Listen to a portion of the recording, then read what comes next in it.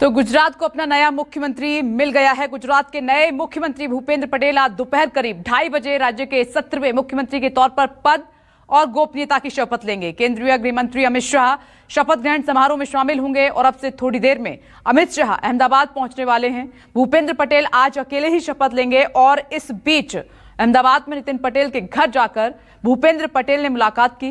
नितिन पटेल की नाराजगी की खबर के बीच भूपेंद्र पटेल की मुलाकात को काफी अहम माना जा रहा है। नितिन पटेल ने भी साथ काम करने का भरोसा दिया है कि उन्हें मेरे मार्गदर्शन की जब जब भूपेंद्र पटेल को जरूरत होगी मैं साथ खड़ा हूं और कोई नाराजगी नहीं है, उन्होंने इस बात को कहा है। हम आपको ये बता दें कि 55 साल के पटेल को अहमदाबाद में सर्वसम्मति से बीजेपी विधायक दल का नेता चुन लिया गया था। मुख्यमंत्री विजय रूपाणी ने पटेल के नाम का प्रस्ताव रखा। ये 5 तस्वीरें इस वक्त आपके सामने। शपथ ग्रहण समारोह का इंतजार हो रहा है। तकरीबन 2:30 बजे इसकी शुरुआत होगी जब गुजरात के नए मुख्यमंत्री भूपेंद्र पटेल पद और गोपनीयता की शपथ लेंगे। आज जानकारी ये है कि और जो मंत्री हैं, उप मुख्यमंत्री हैं, कौन होंगे उनका भी चयन नहीं हो पाया है और इसीलिए वो अकेले शपथ ग्रहण कर रहे होंगे। आप देख रहे हैं कि कल का दिन काफी रोचक रहा और इस लिस्ट में कई नाम थे। नितिन पटेल समेत कई दिग्गजों के नाम थे कि गुजरात का मुख्यमंत्री उनमें से ही कोई होगा, लेकिन भूपेंद्र पटेल जो उस श्रेणी में सबसे पीछे कुर्सी पर बैठे हुए थे और बाजी वो मार ले गए और बन गए गुजरात के नए मुख्यमंत्री और आज शपथ भी लेंगे। 5 तस्वीरें मंदिर दर्शन की भी देख रहे हैं और नितिन पटेल ने कहा कि मैं नाराज नहीं हूं। दोनों की मुलाकात काफी देर तक होती रही और गृह मंत्री अमित शाह शामिल होंगे शपथ ग्रहण समारोह में।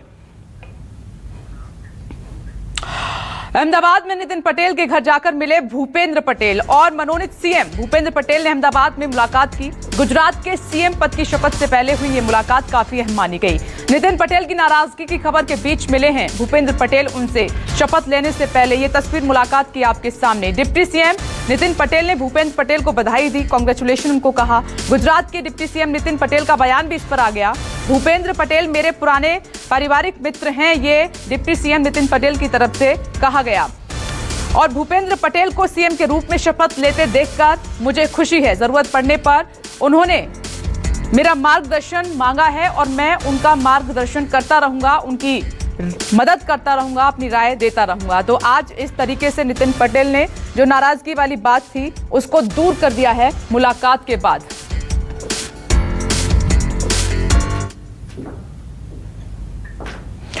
और नाराजगी पर बोले गुजरात के डिप्टी सीएम नितिन पटेल, नए सीएम नहीं चुने जाने पर मैं बिल्कुल नाराज नहीं हूं, नितिन पटेल ने कहा है। मैं भूपेंद्र पटेल के सीएम बनने से काफी खुश हूं। नितिन पटेल भूपेंद्र पटेल के साथ हम सब मिलकर काम करेंगे, ये बातें उन्होंने दोहराई हैं। मैं 18 साल की उम्र से जनसंघ से लेकर अब तक बीजेपी का कार्यकर्ता रहा हूं। कोई जगह मिले या नहीं मिले, लोगों का प्रेम और सम्मान मिले, ये बड़ी बात है मेरे लिए। भारतीय जनता पार्टी इस प्रकार का संगठन है और मैं आजकल का नहीं, मैंने बार बार बोला है कि मैं 18 साल था उम्र का था तब से जनसंघ से लेके आज दिन तक बीजेपी का कार्यकर हूँ और रहूंगा। कोई स्थान या कोई जगह मिले कि न मिले वो बड़ी बात नहीं है। लोगों का स्नेह, प्रेम और सम्मान वही बड़ी बात है। और हमारे ही सब भाई, हमारे ही सब बहनें जिसको भी जो स्थान मिलता है वो हमारे ही है, हमारे बीच में रहते हैं, हम उनके साथ रहते हैं। हमने भी काफी उनका काम किया है, उनको मदद की है और वो अब हम साथ में जुट के काम करने वाले हैं।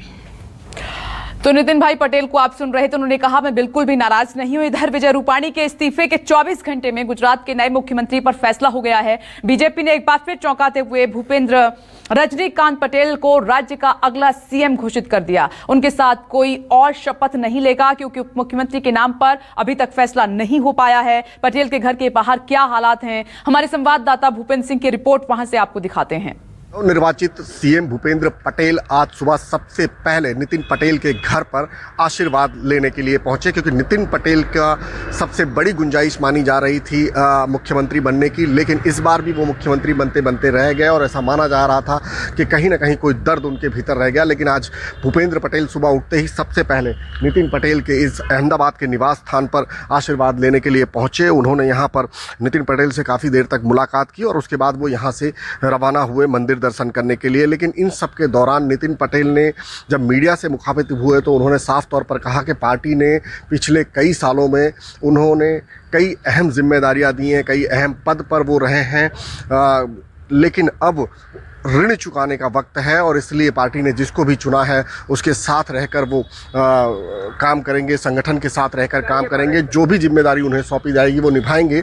लेकिन कहीं ना कहीं इशारों में उन्होंने वो तमाम चीज़ें गिनाई भी कि वो कितने महत्वपूर्ण हैं, कितने अनुभवी हैं, कितने साल उनको एडमिनिस्ट्रेशन का अनुभव है, अपने अनुभव उन्होंने गिनाए, अपनी कामयाबियाँ उन्होंने गिनाई और कहीं ना कहीं एक तरह से इशारों में ये भी कहा कि वो कितने लायक थे मुख्यमंत्री बनने के लिए। उन्होंने एक बात और भी कही मीडिया से जब वो मुखातिब हुए कि कुछ चीज़ें आप बड़े नेताओं से पूछिए, बड़े जो पदाधिकारी हैं, जो बड़े मंत्री हैं उनसे पूछिए।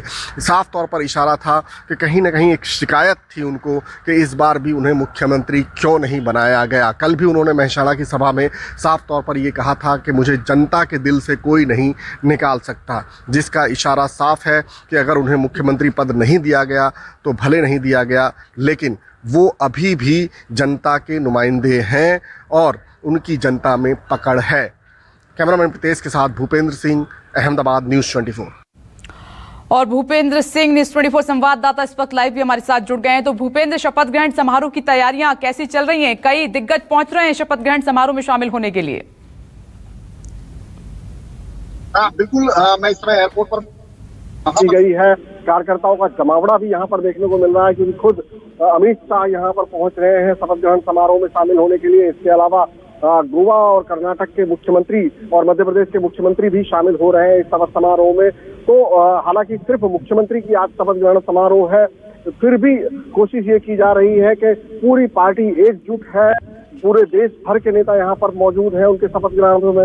भूपेंद्र पटेल भले ही एक सामान्य कार्यकर्ता और एक सामान्य कद के नेता देखे जा रहे थे, लेकिन क्योंकि अब मनोनीत हो गए हैं मुख्यमंत्री पद के लिए, तो अब उनका कद जो है वो बड़ा हो गया है और इसी की उपस्थिति, ये तमाम लोगों की उपस्थिति, तमाम मुख्यमंत्रियों की उपस्थिति कहीं ना कहीं ये दर्शाने के लिए है कि पूरी पार्टी जो है उनके साथ में है। जो नया मुख्यमंत्री पेश किया गया है, पाटीदार फैक्टर की जो डिमांड थी उसको पूरा करते हुए, तो ये एक संदेश देने की कोशिश भी है कि किस तरह से पाटीदार मुख्यमंत्री तो है ही, लेकिन अगर कोई उसको कमजोर समझने की कोशिश कर रहा है, कोई उसे छोटा मापने की कोशिश कर रहा है, तो वो बिल्कुल नहीं है। पूरी पार्टी उनके साथ है और इसलिए उनका कद भी बिल्कुल बड़ा ही समझा जाए।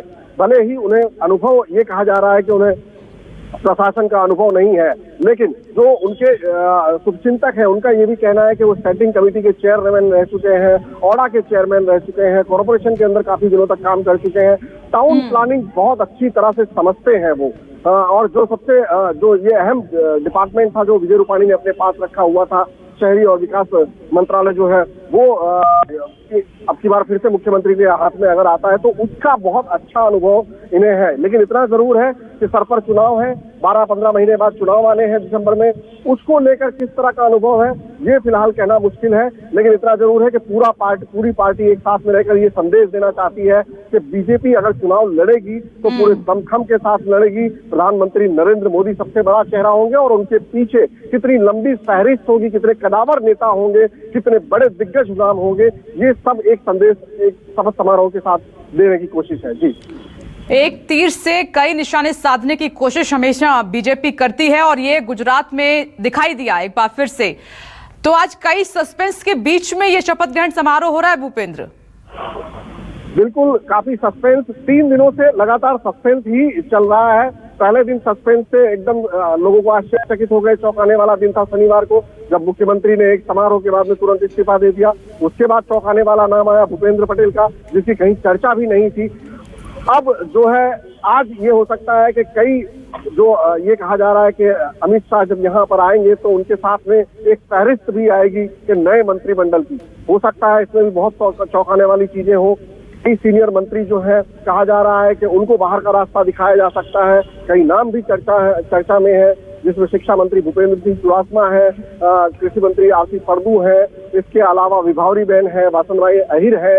ऐसे कई मंत्री हैं जो काफी बुजुर्ग भी हैं, उम्र के लिहाज से भी सीनियर है, पार्टी में भी काफी ज्यादा रह चुके हैं, काफी विभाग भी वो कई सालों से संभाल चुके हैं। लेकिन अब एक 55 साल के नए मुख्यमंत्री को नियुक्त करके कहीं ना कहीं ये भी कोशिश की जा रही है कि जिस तरह से पिछली बार नगर निकाय के चुनाव में CR पाटिल ने साफ तौर पर कहा था कि 60 साल के उम्र से ज्यादा वालों को बिल्कुल टिकट नहीं दिया जाएगा। विधानसभा के चुनाव में ऐसी कोई नियम कायदे नहीं है, लेकिन एक संदेश जरूर है कि जो मंत्रिमंडल होगा वो जवान होगा। उसके अंदर एक युवकों को भी संदेश देने की कोशिश है कि बीजेपी अब किस तरह से नवयुवकों को ध्यान में रख के, युवा वर्ग को ध्यान में रखकर, नई पीढ़ी को ध्यान में रखकर काम कर रही है। और पाटीदार समुदाय को कैसे नाराज कर सकती है बीजेपी? सरकार बनाने में उनकी हमेशा बड़ी भूमिका रही है भूपेंद्र। बिल्कुल, क्योंकि पाटीदार समाज जो है वो करीबन 80 सीटों पर अपनी असर छोड़ता है। 50 सीटों पर तो सीधे सीधे वो निर्णायक होते हैं, उनके वोट से ही जीता है, और 30 सीटों पर वो बाजी पलटने की क्षमता रखते हैं। ऐसे में पाटीदारों को नाराज करना मतलब बिल्कुल बहुत बड़ा खतरा मोल लेना है, और ये खतरा मोल लेकर पार्टी देख भी चुकी है। नगर निकाय के चुनाव में हुआ, उसके पहले के जो 2017 के विधानसभा चुनाव थे उसमें ये तमाम चीजें पार्टी देख चुकी है, अनुभव कर चुकी है। इसलिए इस बार फूक फूक कर कदम रखा जा रहा है, और भूपेंद्र पटेल को लाने के पीछे की मंशा ये भी थी कि कहीं न कहीं उनके साथ कोई विवाद नहीं है, कोई उनके साथ में मनमुटाव नहीं है, जो आपसी गुटबाजी होती है। हाँ, ये बात आपने भूपेंद्र सही कही कि बीजेपी की ये खासियत है कि वो तमाम विवादों से निकल जाती है, नाराजगी भी खुलकर नेताओं के सामने नहीं आने देती है। आप नजर बनाए रखिएगा ओथ सेरेमनी पर। फिलहाल आपका बहुत बहुत शुक्रिया। तो आज गृहमंत्री समेत कई राज्यों के मुख्यमंत्री भी शपथ ग्रहण समारोह में पहुंच रहे हैं, वो तस्वीर भी हम आपको दिखाएंगे। अब नमस्कार, मैं हूं मानक गुप्ता। अगर आपको हमारा ये वीडियो पसंद आया हो तो इसे लाइक और शेयर जरूर करें, और हाँ, हमें सब्सक्राइब और फॉलो करना ना भूलें ताकि आप देश और दुनिया की कोई खबर मिस ना करें। तो जुड़े रहिए हमारे साथ और देखते रहिए न्यूज़ 24।